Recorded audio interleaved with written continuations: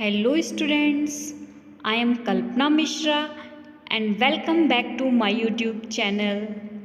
Students, today we are going to start our new chapter number 15, class 10th, our environment. Let's start.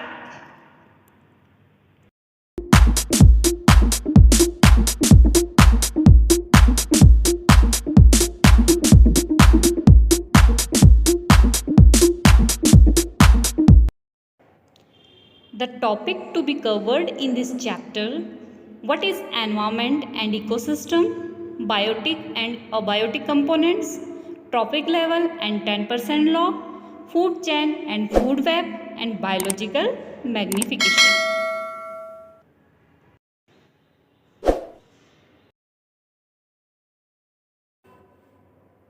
Our environment आप first से पढ़ते आ रहे हो कि हमारे आसपास जितनी भी चीज़ें होती है वो किस में आती है, वो सब कुछ आती है हमारे एनवायरमेंट में। ठीक है, आए दिन आपने सुना होगा एनवायरमेंट के बारे में कि जब भी आप न्यूज़पेपर में, टेलीविज़न्स में, ठीक है, ये सब चीज़ों में आपने कई बार सुना होगा कि एनवायरमेंट है। एनवायरमेंट में ग्लोबल वार्मिंग के बारे में, हेल्दी एनवायरमेंट के बारे में, कैसे डेवलप हो रही है हमारी कंट्री। ठीक है, ये सारी मतलब एनवायरमेंट से रिगार्डिंग डिस्कस आप कहीं ना कहीं सुनते होगे और प्रीवियस क्लासेस और चैप्टर्स में भी आप इसके बारे में पढ़ चुके हो। ठीक है, तो उसको पढ़ने से पहले हमें पता होना चाहिए कि इकोसिस्टम क्या होता है। इकोसिस्टम का मतलब होता है कि ऑल लिविंग ऑर्गेनिज्म, जितने भी लिविंग ऑर्गेनिज्म हैं, चाहे वो प्लांट्स हैं, एनिमल्स हैं, माइक्रो ऑर्गेनिज्म है, ह्यूमन बीइंग है, ये सराउंडिंग में अपने चारों तरफ क्या होता है, नेचर में एक बैलेंस मेंटेन करके रखता है। वही क्या होता है, इकोसिस्टम। समझ रहे हो मेरी बात। इकोसिस्टम हमारे आसपास जितनी भी लिविंग, नॉन लिविंग थिंग्स या जो भी है, सारे जीव जंतु आपस में जो है एक बैलेंस बना के रखते हैं अपने चारों तरफ। उसे ही क्या बोलते हैं, उसे बोलते हैं इकोसिस्टम। तो चलो डिटेल से हम पहले इकोसिस्टम को पढ़ते हैं। इकोसिस्टम क्या होता है, ऑल इंटरेक्टिंग मीन्स आपस में मिलजुल कर, ठीक है, मेल जोल के साथ, organism in an area together with the non living constituent, मतलब जो लिविंग थिंग्स है और नॉन लिविंग थिंग्स है दोनों मिल गए एनवायरमेंट में क्या बनाते हैं, इकोसिस्टम बनाते हैं। समझ आ रही मेरी बात। Ecosystem living things, non living things आपस में मिल करके सारा सिस्टम जो है बैलेंस बना के रखते हैं, उसे ही बोलते हैं इकोसिस्टम। ठीक है, अगर हम इकोसिस्टम की बात करें तो इसमें दो तरीके के कंपोनेंट्स हैं, एक बायोटिक कंपोनेंट और दूसरा अबायोटिक कंपोनेंट। तो बायोटिक कंपोनेंट का मतलब क्या होता है, जितने भी लिविंग थिंग्स हैं हमारे आसपास, ठीक है, जितने भी लिविंग थिंग्स हैं वो सारे क्या आते हैं, बायोटिक कंपोनेंट में, और जितने भी नॉन लिविंग थिंग्स हैं वो सारे आते हैं अबायोटिक कंपोनेंट में। ठीक है, समझ आ रही है ना मेरी बात। ठीक है, तो अब इसके लिए अगर हम एग्जांपल देखें तो आपके आसपास अगर आपने गार्डन देखा होगा तो उसमें जो प्लांट्स है, ग्रास है, ट्री है, फ्लावर है, रोज, जैस्मिन, सनफ्लावर, ठीक है, या animal, frog, insect, bird, human beings, मतलब ऑल लिविंग ऑर्गेनिज्म क्या है, बायोटिक कंपोनेंट। ठीक है, और जो भी और बाकी हमारे इकोसिस्टम में कौन क्या क्या आ जाता है, फॉरेस्ट है, पॉन्ड है, लेक है, ठीक है, ये सारे क्या आ गए, अबायोटिक कंपोनेंट। समझ आ रही है मेरी बात कि जो लिविंग थिंग्स है वो बायोटिक कंपोनेंट है, जो नॉन लिविंग थिंग्स है वो क्या है, अबायोटिक कंपोनेंट। और ये दोनों चीज़ें मिलके, बायोटिक और अबायोटिक कंपोनेंट जो हैं, ये दोनों चीज़ें मिल करके क्या बनाती हैं, इकोसिस्टम। ठीक है, तो इकोसिस्टम, एक तो नेचुरल इकोसिस्टम हम ले लेते हैं, पॉन्ड और लेक का इकोसिस्टम। मतलब वहाँ पे नेचुरल इकोसिस्टम कैसे हो गया कि वहाँ पे हम कोई सिस्टम नहीं बनाते, वो नेचर ने अपने आप प्रोवाइड किया है कि उसमें एनिमल्स भी रहते हैं, उसमें प्लांट्स भी ग्रो करता है, उसमें ऑक्सीजन भी उनको प्रॉपर मिलती है। ठीक है, तो ये तो हो गया हमारा नेचुरल इकोसिस्टम। ठीक है, अगर हम गार्डन बनाते हैं, ठीक है, या फिर गार्डन में हम क्रॉप उगाते हैं, ठीक है, क्रॉप उगा रहे हैं तो वो उसको हमें उसका इकोसिस्टम देना है कि क्रॉप को पानी देना है, ठीक है, क्रॉप को जो है मैन्योर देना है, तो इस उसको जो ग्रोथ के लिए ज़रूरी है वो सब हम उसको प्रोवाइड कर रहे हैं, तो वो क्या हो गया, आर्टिफिशियल इकोसिस्टम। समझ आ रही मेरी बात। नेचुरल इकोसिस्टम जो नेचर में अपने आप है, और आर्टिफिशियल इकोसिस्टम जो हम प्रोवाइड कराते हैं वो होता है आर्टिफिशियल इकोसिस्टम। चलो हम एक आर्टिफिशियल इकोसिस्टम की सिंपल एग्जांपल के साथ समझते हैं। एक्वेरियम आप समझते हो, एक्वेरियम जिसमें फिश रखते हैं। फॉर एग्जांपल ये हमारा एक्वेरियम है, ठीक है। अब इस एक्वेरियम में अगर आपने फिश ला के डाल दिया तो क्या वो फिश जो है सर्वाइव कर पाएगी? नहीं, उसे उसका इकोसिस्टम चाहिए। उस इकोसिस्टम में means living non living things दोनों ही चाहिए ताकि वो अपनी लाइफ को सर्वाइव कर सके, ठीक है। तो अब इस फिश को किस किस चीज़ की ज़रूरत है? इसको सबसे पहले तो पानी की ज़रूरत है, वाटर की, तो हमने इसमें वाटर डाल देना है। दूसरा, इसको ऑक्सीजन की ज़रूरत है, तो जितनी पानी में ऑक्सीजन है उतना तो वो ले लेगा, लेकिन जब ऑक्सीजन कम भी हो जाएगी, इसके लिए हमें क्या लेना चाहिए? ऑक्सीजन पंप रखना चाहिए, ठीक है। उसे बोलते हैं एरेटर और एयर टर, ठीक है, उसको बोलते हैं। और इससे ऑक्सीजन जो है हम टाइम टाइम पर उसमें प्रोवाइड कर सकें, ठीक है। दूसरा, उसको चाहिए थोड़ा जार जो होना चाहिए वो बड़ा होना चाहिए ताकि वो उसमें इजीली मूव कर सके, स्विम कर सके, ठीक है। और उसके बाद उसको क्या चाहिए? फूड आइटम्स चाहिए, ठीक है। ये सारी चीज़ें हमने उसको प्रोवाइड की, इसलिए ये क्या हो गया?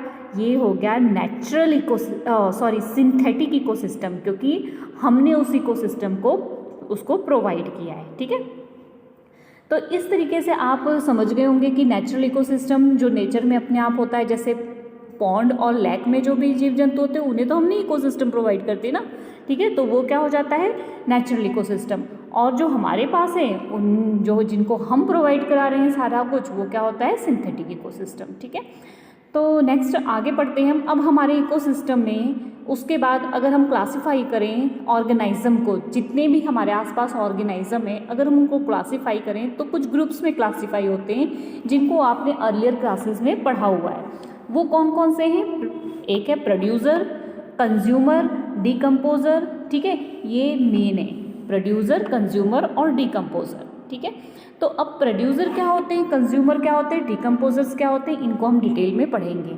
तो let's us recall what we happen the learn through the self sustaining ecosystem create by the above, ठीक है। जो इकोसिस्टम क्रिएट होता है ना, उसके बारे में तो हम ऊपर पढ़ चुके हैं, लेकिन अगर हम आगे और भी देखें कि which organism can make organic compound like sugar and starch from the inorganic substance using the radiant energy of the sunlight in the presence of the chlorophyll.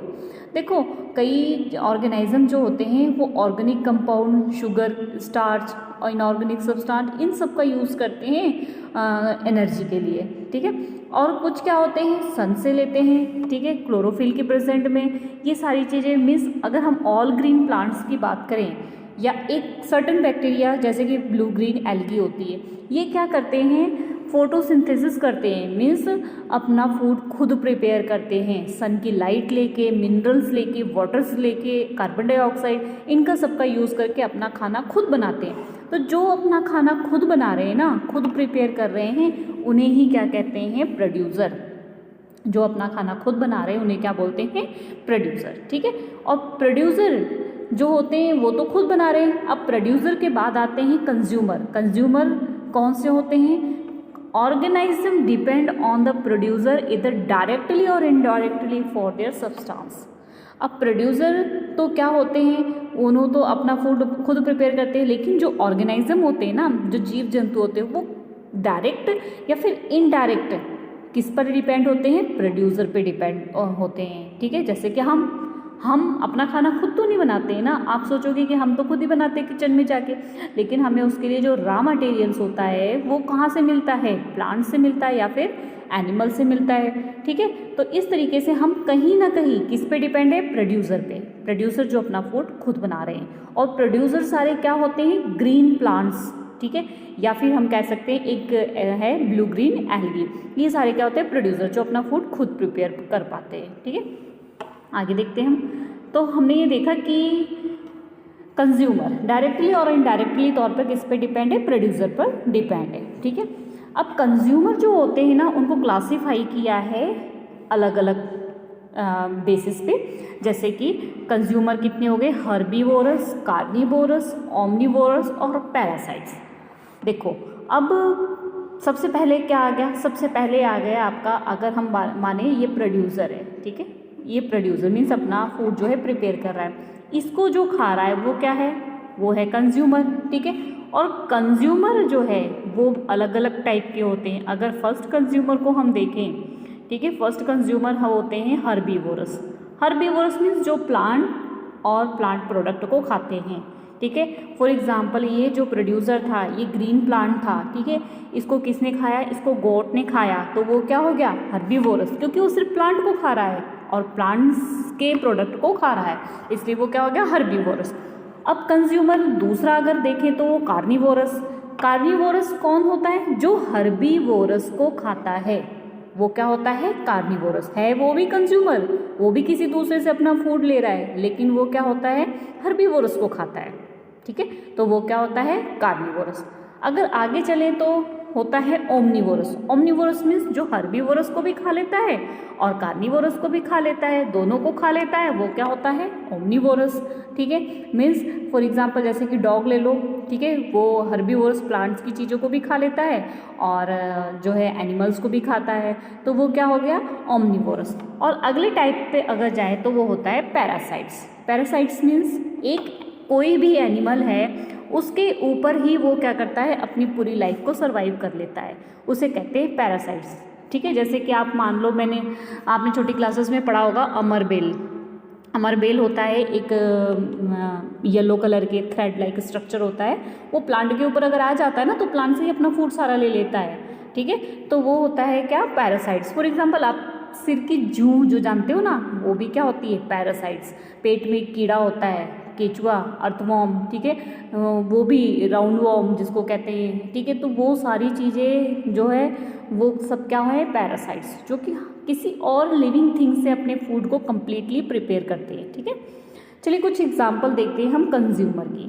Consumer, imagine the situation where do you not clean and aquarium and the some fish and plant have died.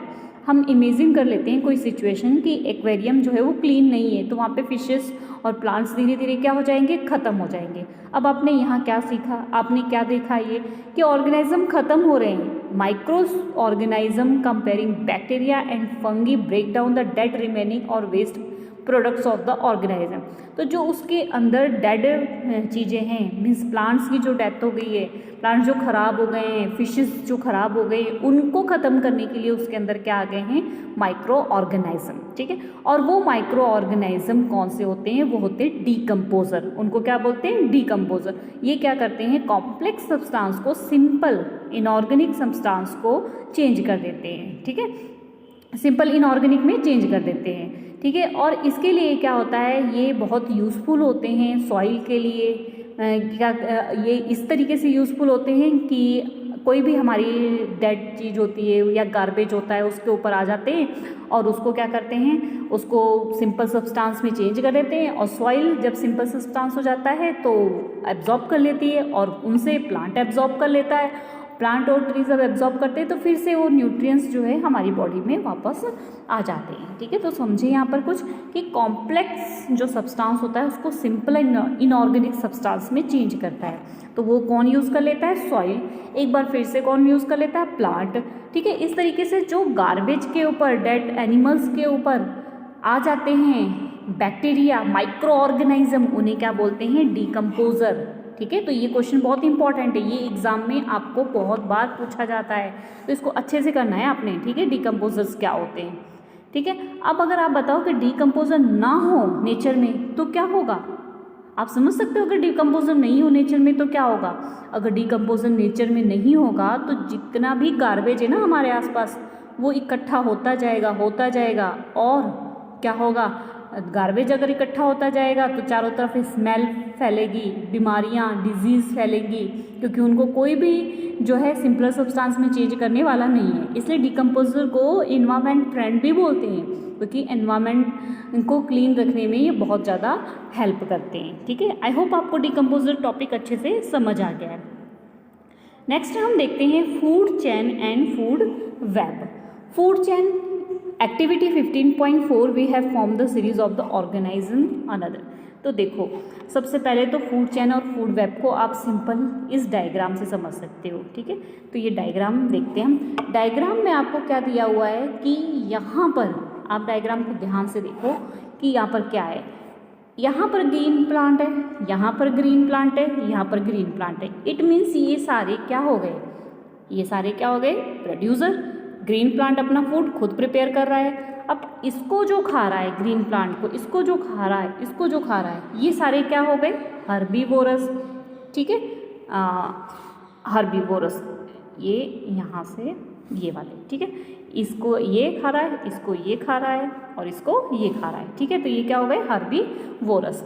ठीक है, तो इस तरीके से अगर आप इस diagram को अच्छे से देखो तो यहाँ से आपको कैसे पता लगेगा, यहाँ पर आपके पास है फर्स्ट, अगर हम ए पे जाएं तो ये प्लांट है, इसको डियर खा रहा है और इसको ये खा रहा है, तो कैसे हो गया, और इसको ये लास्ट में खा ले रही है। तो देखो प्लांट को प्रोड्यूसर हो गया, इसको डियर खा रहा है, ये क्या हो गया, कंज्यूमर। ठीक है, अब कंज्यूमर भी अलग अलग टाइप के हमने पढ़ा हुआ है, हर्बीवोरस, कार्निवोरस। तो जो प्लांट्स को खा रहा है वो तो हर्बीवोरस है, और जब इसको अगला खा रहा है वो क्या है, कार्निवोरस है। ठीक है, और उसको भी जो खा रहा है वो क्या है, ओमनीवोरस है। तो इस तरीके से ये जो है ये स्ट्रेट जा रही है, बिल्कुल सीधी जा रही है। अगर हम इसको देखें तो यहाँ पर ग्रासहोपर खा रहा है, फ्रॉग खा रहा है, इसको स्नैक खा रहा है, फिर इसको ईगल खा ले रही है। अगर हम इसको देखें तो ये खा रहा है, उसके बाद फिश खा रही है, और इसके बाद क्या हो रहा है, ये इसको स्वान खत्म कर रहा है। तो इस तरीके से अगर आपने इसको ध्यान से देखा और समझाए तो आप देख रहे हो ये सीधी चैन जा रही है, ये भी सीधी चैन जा रही है, ये भी सीधी चैन जा रही है। मीन्स जो स्ट्रेट जाती है ना लाइन, मीन्स स्ट्रेट होती है, उसे ही क्या बोलते हैं, फूड चैन। फूड चैन और फूड वेब दो चीज़ें हैं, हमने इसमें पढ़ना है, और इसी को बोलते हैं ट्रॉफिक लेवल। कैसे होता है ये हम पूरा चैप्टर में कंप्लीट करते हैं। ठीक है, तो ईच स्टेप और level that the food chain form a trophic level, the autotrophic and producer are at the first trophic level. ठीक है, जो भी प्रोड्यूसर हैं, जो अपना फूड खुद प्रिपेयर कर रहे हैं, जो अपना फूड खुद प्रिपेयर कर रहे हैं, वो फर्स्ट ट्रॉपिक लेवल है। इसी को ट्रॉपिक लेवल, ये एक ट्रॉपिक लेवल है। ट्रॉपिक लेवल में क्या आ गया, प्रोड्यूसर, हर्बीवोरस, कार्निवोरस और ओमनीवोरस। ठीक है, तो ये क्या हो गए, ये हो गया हमारा ट्रॉपिक लेवल। अब ट्रॉपिक लेवल में अगर हम पहले मेंबर की बात करें, अगर हम कहें ये जो प्रोड्यूसर है, जो अपना फूड खुद बना रहे हैं, जो अपना फूड खुद बना रहे हैं, वो फर्स्ट ट्रॉपिक लेवल है। ठीक है, और जो इनको खा रहे हैं वो सेकेंड ट्रॉपिक लेवल है, अगला थर्ड टॉपिक लेवल है, ये फोर्थ टॉपिक लेवल है। ठीक है, तो इसमें आपने याद रखना है, एक तो ये टॉपिक लेवल इस तरीके से हो जाता है, और क्यों होता है ये भी मैं बताती हूँ आपको। तो इसमें जो होता है ये हमेशा फूड वेब जो होती है, फूड चैन और फूड वेब पढ़ रहे हैं ना, हम पहले फूड चैन पढ़ रहे हैं। फूड चैन हमेशा क्या होती है, स्ट्रेट होती है। ठीक है, और बहुत बड़ी नहीं होती है, ये छोटी होती है। छोटी क्यों होती है, छोटी इसलिए होती है कि अगर फूड जो होती है यहाँ पर अगर आप देखें तो ये प्लांट अपना फूड जो प्रिपेयर कर रहे हैं सनलाइट से लेके, ठीक है, तो इनको एनर्जी, मान लो इनको ढेर सारी एनर्जी मिलेगी, 1000 जूल एनर्जी मिल गई। ठीक है, तो इनका जो है 10% ही एनर्जी अगले एनिमल को जाएगी। अब अगर इसका आप 10% निकालोगे तो क्या होगा, आपका 10% जो है इसका यहाँ से, फॉर एग्जांपल यहाँ ले लेते हैं हम 1000 जूल। ठीक है, इसका 10% गया तो यहाँ पर क्या हो गया 100, उसके बाद क्या हो गया 10, उसके बाद क्या हो गया 1। ठीक है, मीन्स जो इसकी लेवल है एनर्जी की, आगे जाते जाते जाते क्या हो रही है, कम हो रही है। सबसे ज़्यादा एनर्जी प्लांट को मिलेगी, उससे कम इसको मिलेगी। मीन्स जो सबसे ऊपर रहेगा उसको एनर्जी क्या होगी, सबसे कम मिलेगी। ठीक है, आई होप आपको ये पॉइंट अच्छे से समझ आ रहा हो। ठीक है, तो यहाँ पर जो है सोर्सेस ऑफ एनर्जी, सबसे पहले तो सन था, तो सन के पास सबसे ज़्यादा एनर्जी थी, सन से प्लांट्स ने लिया था, तो फिर प्लांट्स को एनर्जी मिली, फिर आगे उसका 10%, आगे उसका 10%, इस तरीके से एनर्जी लेवल कम होता जाता है। और जितनी छोटी चैन होगी उतनी एनर्जी उसमें होगी, और जितनी बड़ी चैन हो जाएगी वहाँ पर एनर्जी खत्म हो जाएगी। इसलिए कहते हैं ट्रॉपिक लेवल क्या होता है, छोटा ही होता है। 3 या 4 ट्रॉपिक लेवल होते हैं। तो यहाँ पर हम डायग्राम में देखते हैं, इस डायग्राम में देखो ये ऐसा बना है ना, इसका कुछ कारण है क्यों बना हुआ है, ये एनर्जी के अकॉर्डिंग बना हुआ है। प्रोड्यूसर के पास सबसे ज़्यादा एनर्जी, इसलिए ये ज़्यादा चौड़ा है। प्राइमरी कंज्यूमर मीन्स जिसने प्रोड्यूसर को खाया है वो थोड़ा सा छोटा हो गया क्योंकि उसकी एनर्जी कम हो गई। उसके बाद अगला गया सेकेंडरी कंज्यूमर, उसकी एनर्जी कम हो गई, और गया तो उसकी एनर्जी और ज़्यादा कम हो गई। ठीक है, तो प्रोड्यूसर में हम प्लांट ले सकते हैं, अगर प्लांट को किसने खाया, डियर ने खाया, तो वो क्या हो गया, प्राइमरी कंज्यूमर।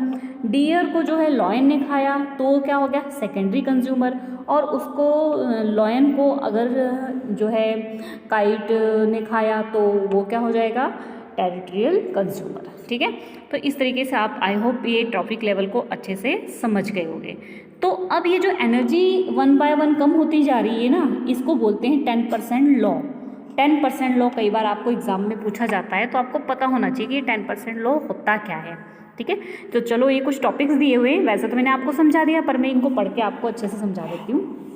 फर्स्ट है आपके पास, the green plants in a terrestrial ecosystem capture about the 1% energy the sunlight. मतलब जो ग्रीन प्लांट्स है वो खुद एनर्जी जो है वो कितना कंज्यूम कर ले रहे हैं सनलाइट से, 1% ले रहे हैं। ठीक है, तो when the green plants are eaten by the primary consumer, जब green plant consumer primary consumer के द्वारा खाया जाता है, ठीक है, great deal of the energy is loss, और उसमें बहुत ज़्यादा एनर्जी क्या हो जाती है, लॉस हो जाती है हीट के रूप में एनवायरनमेंट में। Some amount of goes into the digestion, और कुछ एनर्जी डाइजेशन में चली जाती है, कुछ वर्क करने में चली जाती है, कुछ रेस्ट करने में चली जाती है, कुछ ग्रोथ करने में, कुछ रिप्रोडक्शन करने में। इस तरीके से ऑलमोस्ट एनर्जी वो क्या हो जाती है, वो यूज़ कर लेते हैं। An average of 10% of food eaten is turned into own body and made available for the next level of the consumer। तो कुल मिला के वहाँ पे हमारे पास सिर्फ 10%, अगर 100% थी हमारे पास तो उसका 10% एनर्जी ही रह जाती है जो कि अगले लेवल में जाती है। ठीक है, तो अगला जब 10% बची है, 10% can be taken as the average value of the amount of the organism matter that is present at each step and reach the next level of the organism. अब जो वहाँ पर 10% से अगले के पास गई तो उसने भी सारा कुछ यूज़ किया, फिर उसके पास जो बची वो अगले में चली गई। ठीक है, इसी तरीके से since so little energy is available for the next level of the consumer, कि अगले लेवल के कंज्यूमर के लिए बहुत ही कम एनर्जी रह जाती है, तो इसीलिए हम कहते हैं फूड चेन ओनली 3 और 4 स्टेप की ही होती है, 3 और 4 स्टेप की। ठीक है, the loss of energy at each step is so great that very little usable energy remaining after 4 trophic level।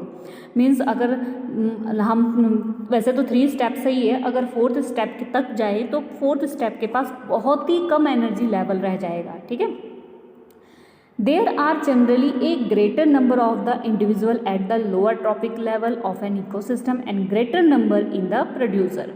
Producer जो है अगर हम यहाँ पर देखें तो जो ग्रेटर नंबर इंडिविजुअल को देखें तो लोअर ट्रॉपिक लेवल में ज़्यादा होते हैं और जो है प्रोड्यूसर में क्या होते हैं, कम होते हैं। ठीक है, नेक्स्ट लास्ट पॉइंट अगर हम देखें तो the length of the complexity of the food chain very greatly. Each organism is greatly eaten by 2 or more other kinds of organism which is turn are eaten by the several other organisms, so instead of a straight line food chain the relationship can be shown as a series of the branching line called a food web। तो देखो अभी हमने food chain की बात की थी, food chain क्या होती है, हमने बोला कि बिल्कुल सीधी सीधी होती है। ठीक है, 2 से 3 स्टेप के बाद नहीं होती है और स्ट्रेट होती है, लेकिन अगर ये वो इंटर रिलेशन हो जाए, मीन्स एक को ही 2-3 लोग खा लें तो वो क्या बन जाती है, वो हो जाती है फूड वेब। ठीक है, तो चलिए फूड वेब के पास चलते हैं। ये देखो, ये डायग्राम देख रहे हो आप, ये है फूड वेब। फूड वेब में आप देख रहे हो कैसे किस तरीके से जाल सा बन रहा है, वेब नाम से ही समझ रहे हो ना, जाल। ठीक है, तो ये फूड वेब है। इसमें अगर आप ध्यान से देखो, यहाँ पर सबसे पहले प्रोड्यूसर हैं। ठीक है, अब प्रोड्यूसर के बाद अगर हम किसी एक को लेते हैं, फॉर एग्जांपल हम इस ग्रास को लेते हैं तो इसको जो है एक ये खा रहा है, ठीक है, दूसरी ग्रास को भी ये खा रहा है। और अगर हम किसी और को ले लेते हैं, हम ले लेते हैं कि इस ग्रास को जो है ये रैट खा रहा है। अब इस रैट को ये भी खा रहा है, यहाँ पर जाके ये भी खा ले रहा है और यहाँ पे जाके ये भी खा ले रहा, मीन्स इस तरीके से एक ही जो कंज्यूमर है उसको कई लोग खा रहे हैं। ठीक है, तो इसे ही क्या बोलते हैं, फूड वेब। ठीक है, तो चलो इसको देखते हैं हम फूड वेब को। From the energy flow diagram, जैसे कि हमने डायग्राम में देखा ना, 2-3 become clear and firstly the flow of the energy is unidirectional. सबसे पहले तो एनर्जी क्या होती है हमें पता है, यूनिडायरेक्शनल होती है। ठीक है, and the flow of the energy is unidirectional, and the energy that the captured by the autotroph does not prevent back the solar input, and the energy which passes to the herbivores does not come back to the autotrophs as it moves the progressively through the various trophic level is no longer available to the previous level. Secondary, the energy available to each trophic level get diminished and progressively due to the loss of energy at the each level. क्या होता है हमारा energy level, तो हाँ ये तो हम उसके बारे में बताया फूड चेन के बारे में कि एनर्जी लेवल क्या हो रहा था, धीरे धीरे लॉस हो रहा है. तो लॉस हो रहा है तो इसमें क्या होता है, अगर सन्स ने जो एनर्जी ली उसने अगले को दे दी, हर्बीवोरस को दे दी, ठीक है, हर्बीवोरस मतलब प्लांट को दी, प्लांट ने हर्बीवोरस को दी, तो मीन्स जो प्लांट के पास एनर्जी है ना वो सन को वापस नहीं कर सकता है, ठीक है. हर्बीवोरस ने जो उससे एनर्जी ले ली वो वापस प्लांट को नहीं कर सकता है. इट मीन्स ये क्या होता है, यूनिडायरेक्शनल है एनर्जी. अगर एक सीधी डायरेक्शन में एनर्जी लेवल जा रही है तो हम उसको दूसरे के पास नहीं ला सकते, ठीक है. समझ आ रही है मेरी बात. मान लो ये सन है, सन से एनर्जी प्लांट ने ली, प्लांट से एनर्जी हर्बीवोरस ने ली, ठीक है. तो ये एनर्जी आगे आगे ही जाएगी, ये नहीं कि प्लांट दोबारा एनर्जी सन को दे देगा, नहीं ऐसा नहीं होगा, ठीक है. नेक्स्ट देखते हैं. नेक्स्ट हम फूड वेब के बारे में. Another intersecting aspect of the food chain is how unknowing some harmful chemical enter our body through the food chain. और कई जो फूड चेन के थ्रू जो है हमारी बॉडी में जो है हार्मफुल केमिकल्स भी चले जाते हैं. आपने क्लास 9th में इस चैप्टर को अच्छे से समझा होगा, ठीक है. जैसे कि पेस्टिसाइड्स केमिकल्स होते हैं ना जो क्रॉप्स को डालते हैं हम, तो क्रॉप्स तो उसको एब्जॉर्ब कर लेती हैं, क्रॉप्स के अंदर तो आया, फिर बाद में हमारी बॉडी में भी आ जाता है, ठीक है. तो इस तरीके से जो अगर उनके अंदर जो केमिकल्स है, एक तो हमने खाया तो हमारे पास आ गया, जो सॉइल में थी जब वहाँ पर पानी बारिश हुई, रेन बारिश हुई, तो वहाँ से वाटर बॉडीज़ में, पॉन्ड में चला गया, लेक में चला गया, तो वहाँ पर जो जीव जंतु रह रहे हैं उनकी बॉडी में चला गया. इस तरीके से एक्वाटिक प्लांट भी क्या हो रहे हैं, उनके पास भी वो हार्मफुल केमिकल्स जा रहे हैं, ठीक है. तो यहाँ पर सबसे पहले आपको एक ड्रॉ किए है एनर्जी लेवल इकोसिस्टम. कई बार आपको ये डायग्राम आता है तो पता होना चाहिए आपको. और इसी तरीके से एनर्जी लेवल आपका जो है ऊपर ऊपर डाउन जा रहा है, तो ऐसे ही डायग्राम बनाना है आपने कि सनलाइट की एनर्जी ज़्यादा होती है, फिर प्रोड्यूसर की ओर कम हो जाती है, फिर हर्बीवोरस, फिर कार्निवोरस, और सबसे कम किसके पास हो जाती है, टॉप कार्निवोरस के, ठीक है. और अगर आपको कोई एग्जाम्पल के साथ बनानी हो ना तो आप एग्जाम्पल के साथ भी बना लो, ठीक है. जैसे कि साथ में एग्जाम्पल भी यहाँ पर लिख लिया करो. सनलाइट तो हो गया, प्रोड्यूसर प्लांट्स हो गए, यहाँ पे हर्बीवोरस डियर हो गया, ठीक है, टाइगर लॉयन हो गया, और यहाँ पर ईगल हो गया, ठीक है. इस तरीके से आप इसको कम्प्लीटली बना सकते हो, ठीक है. तो this is one way which the enter food chain as the chemical are not degradable. These are accumulate progressive the each topic level as the human being occupy the top level is any food chain. The maximum concentration of these chemical get accumulated in our body. This phenomenon is known as biological magnification. ठीक है, ये नाम आपने ये पता होना चाहिए, biological magnification. जो मैंने अभी पढ़ा ये सारा क्या था, बायोलॉजिकल मैग्निफिकेशन. अभी हम ये पढ़ रहे थे कि एनर्जी लेवल ऊपर ऊपर ऊपर जाती है तो क्या होती है, कम होती जाती है, ठीक है. उसके बाद हमने पढ़ा कि अगर हम क्रॉप्स को जो है डाल रहे हैं, केमिकल्स डाल रहे हैं, ठीक है, तो केमिकल डाल रहे हैं तो वो केमिकल क्या हो रहा है, प्लांट के अंदर जा रहा है या फिर बह के पानी में जा रहा है. तो प्लांट में गया, प्लांट को हमने खाया या किसी ने भी खाया, उसके पास वो केमिकल गया, तो एनर्जी लेवल तो कम होता है, लेकिन ये जो केमिकल का कॉन्सेंट्रेशन का लेवल होता है, कॉन्सेंट्रेशन का मतलब हम चैप्टर 2 में पढ़ चुके हैं, मतलब बढ़ता जाता है वो. अगर वो कम होता है ना तो उसकी कॉन्सेंट्रेशन बढ़ती जाती है, मीन्स वो और हाई केमिकल बनता जाता है, और ज़्यादा जितने आगे जाएगा वो उतना ही ज़्यादा आगे नुकसान पहुंचाता जाएगा. समझ रहे हो ना आप मेरी बात. एनर्जी लेवल कम होती है आगे जाके, लेकिन केमिकल का जो इफेक्ट होता है वो आगे आगे क्या होता जाता है, ज़्यादा होता जाता है, ठीक है. तो इसी तरीके से वो फ्रूट्स में आ गया, फ्रूट्स को हमने खाया तो हमारे अंदर वो केमिकल्स आ गया जो पेस्टिसाइड्स डाला हुआ था, ठीक है. तो इसको अच्छे से अगर हम रिमूव करें तो अच्छे से बाहर की चीज़ों को सिर्फ वॉश करते हैं, पर अंदर जो उसके चला गया उसको तो नहीं वॉश कर सकते ना, है ना. चलो आगे देखते हैं. 15.3 एक्टिविटी है, पढ़ के देखते हैं. Newspaper reporter about the pesticide level is readymade food items are often seen these day of the some salt have banned this the product. Debate in the group the need for the such ban. ठीक है, ये तो आपके लिए कि newspaper और इसमें reports में आती हैं पेस्टिसाइड्स का लेवल कहाँ तक हो गया है। ठीक है, रेडीमेड जो फूड्स आइटम होते हैं इनमें ज़्यादातर होता है, तो ये आपस में बैठ के आपने डिबेट करनी है। ठीक है, तो नेक्स्ट है अब हम बात करेंगे ओजोन लेयर पे। आगे 2 टॉपिक हमारे बचे हैं, ओजोन लेयर और बायोडिग्रेडेबल नॉन बायोडिग्रेडेबल सब्सटेंस। तो ये दोनों टॉपिक हम नेक्स्ट वीडियो में करते हैं। आई होप स्टूडेंट्स ये चैप्टर आपको अच्छे से समझ आ गया होगा। तो प्लीज़ वीडियो को लाइक करना और चैनल को अगर अभी तक सब्सक्राइब नहीं किया है तो सब्सक्राइब कर लेना और बेल आइकन को दबाना मत भूलना। आप लोग वीडियो देख लेते हैं पर लाइक नहीं करते हो, तो मैं इतनी मेहनत करती हूँ तो ये पता तो लगे कि हाँ हम और अच्छा मैं तुम्हें प्रोवाइड करूँ कि आप लोगों को समझ आ रहा है। ठीक है, इसलिए वीडियो को लाइक भी किया करो। ठीक है, और चैनल पे अगर नए हो तो चैनल को सब्सक्राइब कर दो। मिलते हैं नेक्स्ट वीडियो में, तब तक के लिए बाय बाय।